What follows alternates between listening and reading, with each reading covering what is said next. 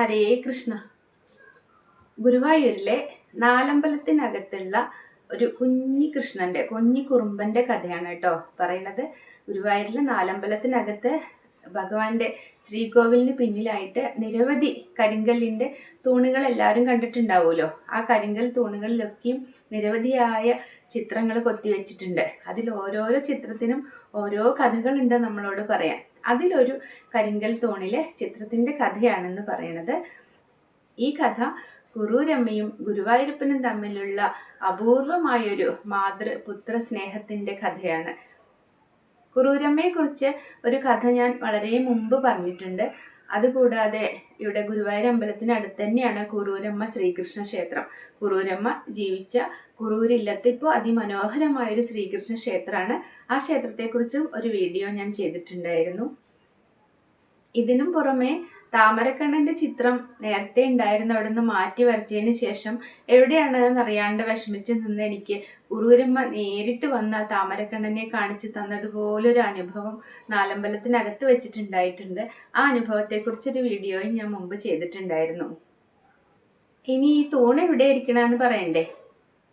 നമ്മൾ ഗുരുവായൂർ അമ്പലത്തിൽ ഭഗവാനെ തൊഴുത് കഴിഞ്ഞാൽ ശ്രീകോവിലിൻ്റെ ഇടതുവശത്ത് കൂടെ നമ്മൾ പ്രദക്ഷിണം വെച്ച് കടന്നു പോവും. അങ്ങനെ പോയിട്ട് നമ്മൾ ഗണപതി ഭഗവാനെ തൊഴുന്നു.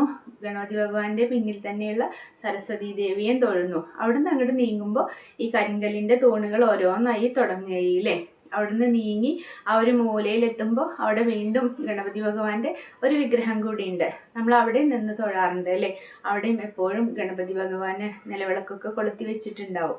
ഈ ഗണപതി ഭഗവാന്റെ ഈ തൂണ് കഴിഞ്ഞാൽ പിന്നത്തെ തൂണില് ഭഗവാന്റെ മത്സ്യാവതാരത്തിന്റെ ചിത്രമാണ് കൊത്തിവെച്ചിട്ടുള്ളത്. അടുത്ത തൂണില് ഭഗവാന്റെ കൂർമാവതാരാണ്. പിന്നത്തെ തൂണില് നരസിംഹാവതാരാണ് കൊത്തിവെച്ചിട്ടുള്ളത്. ഈ മൂന്നാമത്തെ തൂണിലാണ് കേട്ടോ ഈ കുഞ്ഞു കഥ ഒളിച്ചിരിക്കുന്നത്.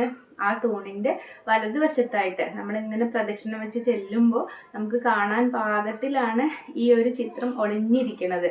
ഇനി ഗുരുവായൂർ അമ്പലത്തിൽ പോകുമ്പോൾ തീർച്ചയായിട്ടും ഈ ചിത്രം കൂടി ഒന്ന് കണ്ടോളൂ കേട്ടോ. അതിന് പിന്നിലുള്ള രസകരമായൊരു കഥ പറയട്ടെ. ഈ തൂണിന്റെ അവിടെ നിന്നാണ് മേൽശാന്തി ഇരിക്കുന്ന ആ ഒരു ഭാഗമൊക്കെ തുടങ്ങണത് കേട്ടോ. ഇപ്പോൾ ഈ തൂണ് എവിടെയാണെന്ന് വ്യക്തമായല്ലോ അല്ലെ. ഇനി നമുക്ക് ആ കഥയൊന്ന് കേൾക്കാം. കുറൂരില്ലത്ത് കുറൂരമ്മ വയസ്സായി ഒറ്റയ്ക്ക് താമസിക്കുകയാണ്. ഒരു ബാല്യക്കാരിയാണ്. വല്ലപ്പോഴും വന്ന് അവർക്ക് കാര്യങ്ങളൊക്കെ ചെയ്തു കൊടുത്തിട്ട് പോണത്. കുറൂരമ്മയ്ക്ക് പ്രായമായി, കുറൂരമ്മയ്ക്ക് വയ്യാണ്ടായി തുടങ്ങി. അപ്പോൾ കുറൂരമ്മയെ പരിചരിക്കാനും ശുശ്രൂഷിക്കാനും വേണ്ടി അവരുടെ ഇഷ്ടദേവനായ ഗുരുവായൂരപ്പൻ, സാക്ഷാൽ ഗുരുവായൂരപ്പൻ ഒരു ബാലന്റെ രൂപത്തിൽ കുറൂരില്ലത്ത് ചെന്നു എന്നാണ് പറയണത്. ഈ പാവം കുറൂരമ്മയ്ക്ക് ഈ വന്നത് ഭഗവാനാണ് എന്നൊന്നും അറിയില്ല. അയൽപക്കത്തെ ഒരു കുട്ടിയാണ് എന്നാണ് ഭഗവാൻ അവിടെ ചെന്ന് കുറൂരമ്മയോട് പറഞ്ഞത് അത്രേ.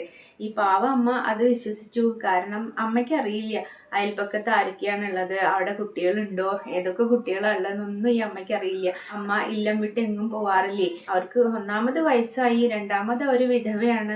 അന്നത്തെ കാലത്ത് വിധവകളൊന്നും അങ്ങനെ പുറത്തിറങ്ങാറൊന്നും ഇല്ലല്ലോ. പിന്നെ വാർദ്ധക്യ സഹജമായ അസുഖങ്ങൾ മൂലം അവർ ഇല്ലം വിട്ട് എങ്ങും പോവാറുമില്ല. അപ്പോൾ ഈ കുട്ടി വന്നു കൂട്ടുകൂടിയപ്പോൾ അമ്മ ആ കുട്ടി പറഞ്ഞത് വിശ്വസിച്ചു, അയൽപക്കത്തൊരു കുട്ടിയാണ് എന്ന്. അങ്ങനെ ഗുരുവായൂരപ്പൻ കുറൂരമ്മയുടെ കൂടെ ഒരു ബാലനായിട്ട് ഇങ്ങനെ താമസിക്കുക. കുറൂരമ്മ വിചാരിക്കുമ്പോഴും വിളിക്കുമ്പോഴും കുറൂരമ്മയ്ക്ക് ആവശ്യമുള്ളപ്പോഴൊക്കെ ഭഗവാൻ അവിടെ തന്നെ ഉണ്ടാവും. കുറൂരമ്മയ്ക്ക് ഭഗവാന് പൂജയ്ക്കുള്ള ഒരുക്കങ്ങളൊക്കെ ഈ ബാലനാ ചെയ്തു കൊടുക്കുക. പൂ പറിച്ചു കൊടുക്കുന്നു, കിണ്ടിയിൽ വെള്ളം എടുത്തു കൊടുക്കുന്നു, നേദ്യം കൊണ്ടേ കൊടുക്കുന്നു, ചന്ദനത്തിരിയും വിളക്കിൽ എണ്ണയും തിരിയും ഒക്കെ ഇട്ട് കൊടുത്തിട്ട് ഇങ്ങനെ സഹായിക്കുക. ആർക്ക് വേണ്ടിയാണ് ഈ സഹായം? തനിക്ക് തന്നെ പൂജയ്ക്ക് വേണ്ടിയിട്ടുള്ളതാണ്. ഈ അമ്മയ്ക്ക് അറിയില്ലല്ലോ താൻ ആരെയാണോ പൂജിക്കുന്നത് ആ ഉണ്ണി തന്നെയാണ് തനിക്ക് ഈ പൂജയ്ക്ക് വേണ്ടതൊക്കെ ഒരുക്കി തരുന്നതെന്ന്. ഈ സാധ്യയായ എന്നാൽ പരമഭക്തയായ മഹാഭാഗ്യവതിയായ ഈ അമ്മ ഇതൊന്നും അറിയണില്ല.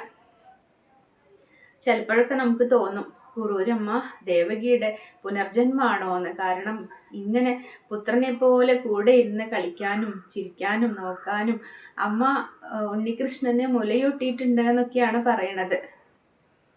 കുറൂരമ്മയുടെ അടുത്ത് കുറുമ്പുകളൊക്കെ കാട്ടിക്കൊണ്ടാണ് ഈ ഉണ്ണി കഴിയണത്. ആരാ കൂടെയുള്ളത്? മഹാകുറുമ്പനല്ലേ. ഗോകുലത്തിൽ കാണിച്ചു കൂട്ടിയ വികൃതികൾക്ക് എണ്ണ ഉണ്ടോ? ആ വികൃതികളിൽ ചിലതൊക്കെ കണ്ണൻ കുറൂരമ്മയുടെ അടുത്ത് എടുക്കൂത്രേ. അങ്ങനെ വല്ലാണ്ട് വികൃതി കാണിക്കുമ്പോൾ കുറൂരമ്മ ശാസിക്കും, വടിയെടുത്ത് അടിക്കാനൊക്കെ ഓടിക്കൂത്രേ. എന്നാലും കുറൂരമ്മയെ വിട്ട് ഭഗവാൻ എങ്ങും പോവില്ല. കുറൂരമ്മ എല്ലാ ദിവസവും ഗുരുവായൂരപ്പനെ പൂജിക്കും. പൂജയ്ക്ക് വേണ്ടതൊക്കെ ഈ ഗുരുവായൂരപ്പൻ തന്നെയാട്ടോ ബാലനായിട്ട് വന്ന് ഒരുക്കി കൊടുക്കണേ. അങ്ങനെ ഈ അമ്മ കണ്ണൊക്കെ അടച്ചിരുന്ന് പൂക്കളെടുത്ത് പ്രാർത്ഥനയോടുകൂടി ഭഗവാന്റെ വിഗ്രഹത്തിൽ ഇങ്ങനെ അർച്ചിക്കൂത്രേ. അങ്ങനെ ഇടയ്ക്കൊന്ന് അർച്ചന ചെയ്തുകൊണ്ടിരിക്കുമ്പോൾ ഒന്ന് കണ്ണ് തുറന്ന് നോക്കിയപ്പോഴാണ് അത്രേ കണ്ടത്, താൻ ഭഗവാന്റെ വിഗ്രഹത്തിൽ അർച്ചിച്ചിട്ടുള്ള പൂക്കളെല്ലാം തൻ്റെ അടുത്തിരിക്കുന്ന ഈ വികൃതി ചെക്കൻ്റെ കാൽച്ചുവട്ടിലാണ് കിടക്കുന്നത്. കുറൂരമ്മയ്ക്ക് സംശയമായി. താൻ ഇനി കണ്ണടച്ചിട്ട് തെറ്റിയിട്ട് ഭഗവാന്റെ വിഗ്രഹത്തിന് പകരം ഈ കുറുമ്പൻ ചെക്കൻ്റെ കാൽച്ചുവട്ടിലാണോ അർച്ചന നടത്തിയത് എന്ന്. അവർ പാവം വളരെ ആത്മാർത്ഥതയോടെ ശ്രദ്ധയോടുകൂടി വീണ്ടും പൂക്കളെടുത്ത് ഭഗവാനെ നല്ലോണം പ്രാർത്ഥിച്ച് ഭഗവാന്റെ വിഗ്രഹത്തിൽ ഇങ്ങനെ അർച്ചിക്കും. അത് കഴിഞ്ഞ് കണ്ണു തുറന്ന് നോക്കുമ്പോൾ വീണ്ടും അതന്നെ കഥ. താൻ ഇത്രയും ശ്രദ്ധാപൂർവ്വം അർപ്പിച്ച ഈ പൂക്കള് ഈ ചെറുക്കൻ്റെ കാൽച്ചുവട്ടിലാണ് കിടക്കുന്നത്. അപ്പൊ കുറൂരമ്മയ്ക്ക് മനസ്സിലായി, ഓ ഈ വികൃതി ചെക്കൻ്റെ കുറുമ്പാണ് എന്ന്. താൻ ഭഗവാൻ അർപ്പിച്ച പൂക്കളൊക്കെ ഇവൻ എടുത്ത് അവൻ്റെ കാൽച്ചുവട്ടിൽ ഇട്ടിരിക്കുകയാണ് എന്നാണ് ഈ അമ്മ വിചാരിച്ചത്. കുറൂരമ്മ ഈ ഉണ്ണിയെ ചീത്ത പറഞ്ഞു. ഉണ്ണി, നിന്റെ വികൃതി അസാരം കൂടുന്നുണ്ട് കേട്ടോ. ഇത്രയ്ക്കൊന്നും കുറുമ്പ് കാണിക്കാൻ പാടില്ല. ഭഗവാനെ പൂജിക്കല്ലേ ഞാൻ, അവിടെ അടങ്ങിയിരിക്കൂ എന്ന് പറഞ്ഞ് ശാസിച്ചു. വീണ്ടും ഇത് തന്നെ കഥ. ഈ അമ്മ പൂജിക്കുന്ന പൂക്കളെല്ലാം ചെന്ന് വീഴുന്നത് ഈ ഉണ്ണിയുടെ കാൽച്ചുവട്ടിലാണ്. കുറൂരമ്മയ്ക്ക് നല്ലോണം ദേഷ്യം വന്നു അത്രേ. ഇവനെ അങ്ങനെ വിട്ടാൽ പറ്റില്ലല്ലോ, തനിക്കൊന്നും മര്യാദയ്ക്ക് പൂജ ചെയ്യാനും കൂടി സമ്മതിക്കില്ല എന്ന് വെച്ചാലോ. അമ്മ മെല്ലെ അടുക്കളയിൽ ചെന്നു. അടുക്കളയിൽ ചെന്നപ്പോൾ ഒരു വലിയ കരിക്കലാണ് കിട്ടിയത്. അതെടുത്ത് കൊണ്ടുവന്ന് ഈ ഉണ്ണിയെ ആ കരിക്കലത്തിൽ അങ്ങോട്ട് അടച്ചു വെച്ചു അത്രേ. എന്നിട്ട് പറഞ്ഞു, നീ ഇനി ഇവിടെ ഇരിക്കേ, എൻ്റെ പൂജ കഴിയണവരെ ഇതിനകത്തിരിക്കേ. എനിക്ക് ഭഗവാനെ ഒന്ന് നല്ലോണം പൂജിക്കണം. നിന്റെ വികൃതി നന്നായിട്ട് കൂടിയിട്ടുണ്ട് എന്ന് പറഞ്ഞു അത്രേ. പാവം ഉണ്ണി. കൃഷ്ണൻ അതിൻ്റെ അകത്തിരുന്നിട്ട്, അമ്മേ എന്നെ തുറന്നു വിടൂ, എനിക്ക് ശ്വാസം മുട്ടണു അമ്മേ എന്നൊക്കെ പറഞ്ഞ് ഇങ്ങനെ കരയണത്രേ. എന്താ കഥ അല്ലേ. ഈ വിശ്വം മുഴുവൻ നിറഞ്ഞു നിൽക്കുന്ന ഭഗവാന് ആ കരിക്കലത്തിൻ്റെ അകത്ത് നിന്ന് പോവാൻ വല്ല വിഷമമുണ്ടോ? പക്ഷേ ബന്ധനസ്ഥൻ എന്ന ഭാവത്തിൽ എങ്ങനെ കിടക്കുക. അതങ്ങനെയാണല്ലോ, സ്നേഹം കൊണ്ട് ബന്ധിച്ചിരിക്കുക. ഇതുപോലൊക്കെ ഒരു ഭാഗ്യമുള്ള ജന്മം ഇനി ഉണ്ടാവോ അറിയില്ല.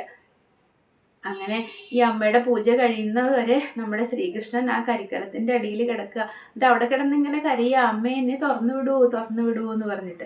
അപ്പം അമ്മ പറയൂ അത്രേ, നീ അവിടെ കിടക്ക്, എൻ്റെ പൂജ കഴിയുന്നവരെ അവിടെ കിടക്ക്, എന്നിട്ട് ഞാൻ തുറന്നു വിടാമെന്ന്. എന്നിട്ട് ഈ അമ്മ പൂജ കഴിയുന്നത് വരെ കൃഷ്ണൻ ആ കരിക്കലത്തിൻ്റെ അകത്ത് ഇങ്ങനെ കിടക്കുക. കൃഷ്ണൻ ഈ കരിക്കലത്തിൻ്റെ അടിയിൽ കിടന്ന് തിരക്ക് കൂട്ടുന്നത് വേറൊന്നുമല്ല, വില്ലുമംഗലത്തിൻ്റെ പൂജയ്ക്ക് പോകാനുള്ള നേരമായേ. വില്ലുമംഗലം അവിടെ പൂജയ്ക്കുള്ളതൊക്കെ ഒരുക്കി കഴിഞ്ഞു. വില്ലുമംഗലം പൂജിക്കുമ്പോൾ ഭഗവാൻ അവിടെ പ്രത്യക്ഷമായിട്ട് ചെല്ലാറാണ് പതിവ്. ഈ അമ്മ തുറന്നു വിടാണ്ട് എങ്ങനെയാ പോവുക? അമ്മയുടെ കണ്ണു വെട്ടിച്ച് പോകാനുള്ള മായ അറിയാഞ്ഞിട്ടൊന്നുമല്ല, അല്ലെങ്കിലും ഭഗവാന് സാധിക്കാത്തതായിട്ട് എന്തെങ്കിലും ഉണ്ടോ? പക്ഷേ ഈ അമ്മയുടെ സ്നേഹത്തിൻ്റെ മുമ്പിൽ ഒരു ബന്ധിക്കപ്പെട്ട ബാലനായിട്ട് ഇങ്ങനെ നിന്നു കൊടുക്കുക. മുമ്പ് യശോദാമ്മയുടെ അടുത്ത് ഉരുളിൽ കെട്ടിയിട്ടപ്പോൾ നിന്നതുപോലെ. അങ്ങനെ പൂജയൊക്കെ കഴിഞ്ഞ് തുറന്നു വിട്ടതിന് ശേഷമാണ് അത്രേ കൃഷ്ണൻ ഓടി ചെന്നത് വില്ലുമംഗലത്തിൻ്റെ പൂജയ്ക്ക്. അവിടെ ചെന്നപ്പോൾ വില്ലുമംഗലം നോക്കുമ്പോൾ ഉണ്ട്, ആകെ വിയർത്ത് കുളിച്ച് മേലാകെ കരിയൊക്കെ ആയിട്ടാണ് വന്നിരിക്കുന്നത്. സുന്ദരനായ ശ്രീകൃഷ്ണൻ ഇപ്പോൾ മഞ്ഞപ്പട്ടിലും മുഖത്തും ദേഹത്തും എല്ലാം ആകെ കരി പുരണ്ട് വൃത്തികേടായിട്ട് വന്നിരിക്കുക. അല്ല കൃഷ്ണ, ഇതെന്തു കോല ഇത്? മേല് മുഴുവൻ കരിയാണല്ലോ, ഇന്നെന്താ ആരും കുളിപ്പിച്ചൊന്നുമില്ലേ എന്ന് ചോദിച്ചു. അപ്പോൾ ഉടനെ കൃഷ്ണൻ പറയാ, എന്താ ചെയ്യുക സ്വാമിയാരെ, എന്നെ ആ കുറൂരമ്മ കരിക്കലത്തിൻ്റെ അകത്ത് അടച്ചിട്ടിരിക്കുകയായിരുന്നു ഇത്രയും നേരം. ആ അമ്മ ഒന്ന് വിട്ടിട്ട് വേണ്ടേ എനിക്ക് വരാൻ? ആ അമ്മ ഇപ്പം എന്നെ തുറന്നു വിട്ടതേ ഉള്ളൂ എന്ന്. ഇത് കേട്ടപ്പോൾ വില്ലുമംഗല സ്വാമികൾക്കുണ്ടായ അതിശയമാണോ സന്തോഷമാണോ എന്താന്ന് പറഞ്ഞറിയിക്കാൻ പറ്റില്ല. കുറൂരമ്മയെ അദ്ദേഹം മനസ്സാ നമസ്കരിച്ചു പോയി. കാരണം ഒരു സാധ്വിയായ, ഒരു സാധാരണക്കാരിയായ, ഒരു വിധവയായ ഒരു അമ്മയ്ക്ക് ഭഗവാനോട് ഇത്രയധികം സ്നേഹം, ഇത്രയധികം ഭക്തി. ഭഗവാന് തിരിച്ചാണെങ്കിലോ അതിനേക്കാൾ സ്നേഹവും ഭക്തിയും. ഈ ഭക്തിയും സ്നേഹവും ഒക്കെ കണ്ട് ഇവരുടെ രണ്ടുപേരുടെ സ്നേഹത്തിൻ്റെ ആഴമൊക്കെ കണ്ട് അദ്ദേഹം അങ്ങോട്ട് അന്തം വിട്ട് നിന്നുപോയി എന്നാ പറയണേ.